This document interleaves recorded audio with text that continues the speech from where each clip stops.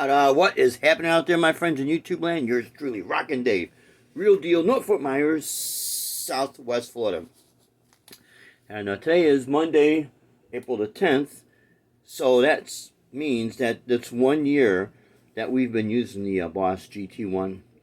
Now, we were supposed to have our gig tonight, but we got rained out. So I figured, well, it's a good time to put this video up because one way or another, you would have been seeing the GT1 in action at, live gigs. So I thought this is a good time to shoot this video. And what I'm calling this video is Rockin' on a Budget. And since I've been using this pedal for a year, at virtually every day, not I want to say every day, but virtually every day, especially at all my gigs, it's proven itself to be very trustworthy. Works out in any type of weather. As you know, Friday we did get a little rain, so it did get a little wet. We were able to, wipe it off, and bada bing, bada bam. Saturday's gig, it was working fine, so no problems there. So let me go ahead and zoom in, and what I'm going to do with this little series of videos I'm doing called Rockin' on a Budget is we are going to focus on the preamp that I'm using here.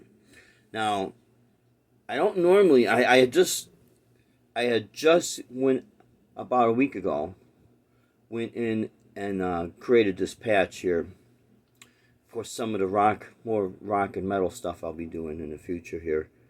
So obviously it's called Plex Univibe. I have the Univibe shut off, but if I would turn the Univibe on, we would have this.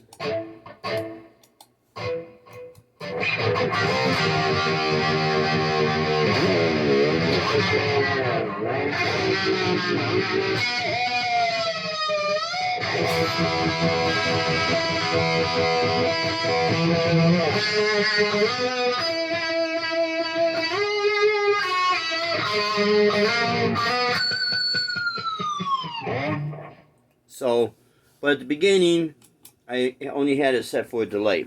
I have the Digitech FS3X foot switch hooked up to it, which works great.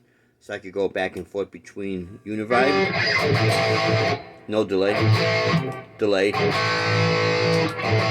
and then that's both of them.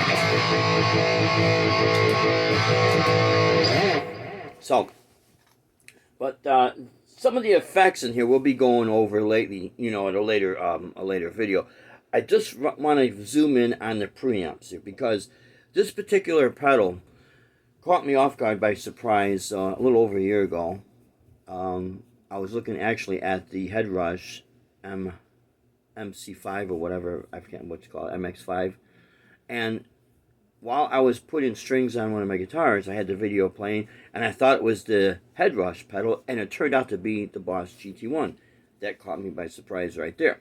Now, what's really cool with the GT1, it'll run on, I think it's 4 AA batteries, and you get a full 3-hour performance out of it, which is great because there's situations you might not be able, you might be outdoors and you might not have any power, and that's how it is. But putting that aside here, I'm going to go ahead and we are going to focus on the amp sim, and I'm using the speaker cabinet, which is what they call the original, or yeah, you'll see what I mean.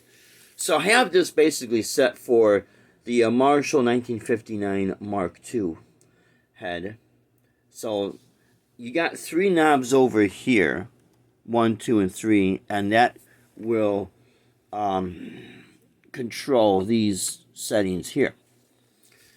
So, but we're just going to focus on the amp settings, and so you could, and then I will with the distortion setting as well. So for this particular patch, I'm using the Marshall 1959 Mark II, and I have the gain setting to 65. The level's at 91. And let's see if I go over here. I forgot how it is. Nope. Yeah, we go over here. You have to press the right button oh no, the enter button. When you press the right and enter buttons together, it'll save that patch. But if you want to go over to the next, scroll to the next window, you hit the enter button. It's over here. You might want to see it because it's, I got it zoomed in on just the screen. So here we have my base setting at 57. My middle is at 40. Usually I have that bumped up a little bit. And my treble is at 47. I do like having the mids up a little bit. Go to 44. And here if I go like this, it's going to save. I hit the right and enter at the same time to get to access that. Now I just keep hitting enter, enter, enter, enter, execute it. So let's see exactly what.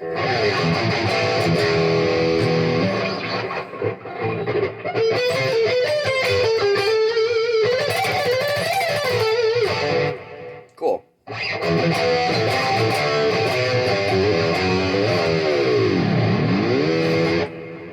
Okay. So get back into the preamp. What you got to do is you push and hold down the button that will say preamp, and that accesses that window.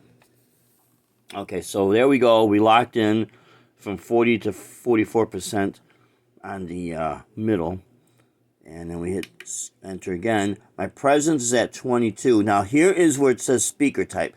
I have it set for the original. To me, that seems to work best, especially because I go directly into the PA, and we're using a QSC for a lot of the shows, CP 8. Sometimes we'll use our CP12s, but it seems to work best with that. And when I go into the Yamaha mixer, sometimes we'll leave my EQ at flat response. Sometimes I'll bump the highs slightly, but that's because of the backing tracks. I don't want anything muffled. But usually everything's at just kind of flat response.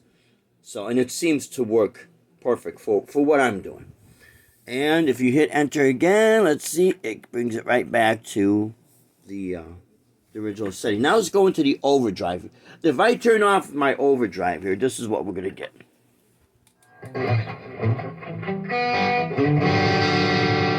You can roll the volume down.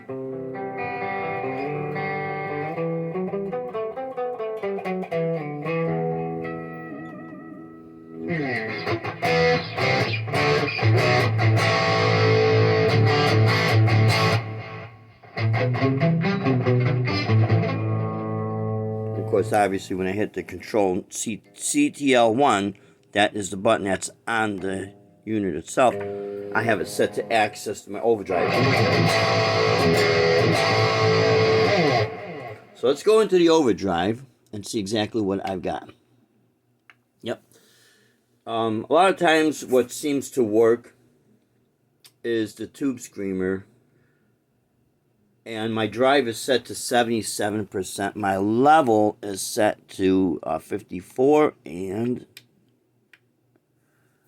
the tone is set to -3. My bottom is set to -7. And my direct level is set to 0. I think the direct level, you'll get blended in some of the clean guitars. So I just keep that down. But now I want to share something with you. I'm not going to go ahead and do... Well, maybe I will. Here, maybe I will. Because I'm not going to save it. We have the tube screamer. But if let's see what happens if I activate with the Boss OD1. Okay, sometimes it'll change it a little bit. I think I've got turbo distortion. I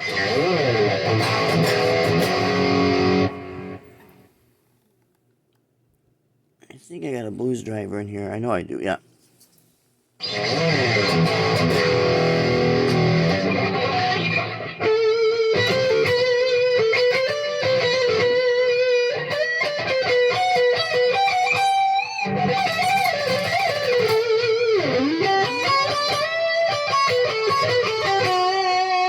I'm using the neck pickup.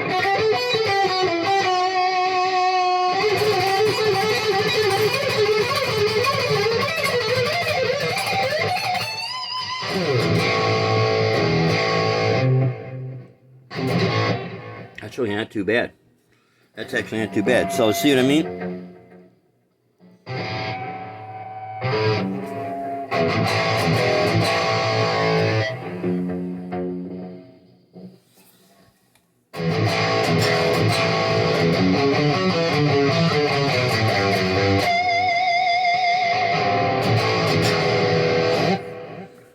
So I can mess with that later.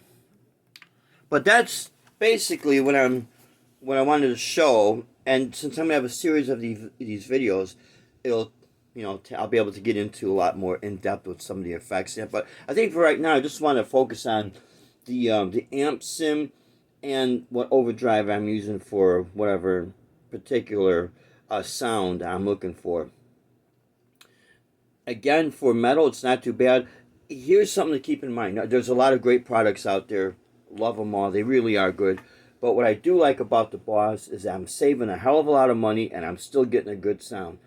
And like a lot of you out there who are, my age or older, or remember back in the 80s, 70s, and 80s, we didn't have all this other stuff. So really to recreate that sound, you were basically running Boss pedals or the Tube Screamer, because the Tube Screamer came out like in 79, 1980, something like that. And you were running into the front of the Marshall. So for rock and metal, that's basically the sound. And in my personal opinion, if you could spend a lot of money on, I'm not knocking all these other products because I think they're great. If you could spend, $1,000 and on up, you're going to get something really good, or you should.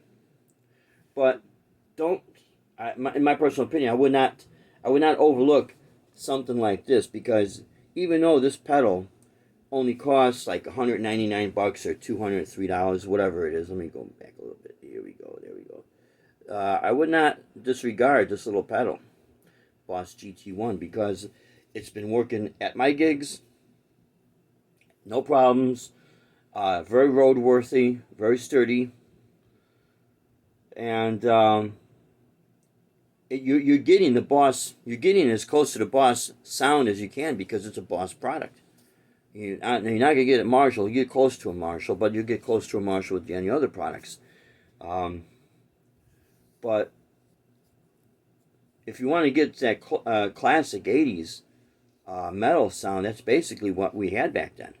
A Marshall and Boss products. We had DOD pedals and, Ibanez, but what was real popular was Boss and Marshall. So anyways, my friends, I'm going to be putting up this video tonight, so it might take overnight to put up, because now I'm over like 14 minutes here. But I'll post up videos like this in the future. Maybe once a week I'll post up a video, and we'll call it Rockin On A Budget. Proving that, yeah, you can. And with all the gigs I have been doing, and since I stream live at all my gigs, that's what's being used, is that GT1 for the last year. And so far it's been doing me really good, and I'm going directly into the PA system. There's a setting in here I'll show you in another video, how to call up when you're going direct into the PA.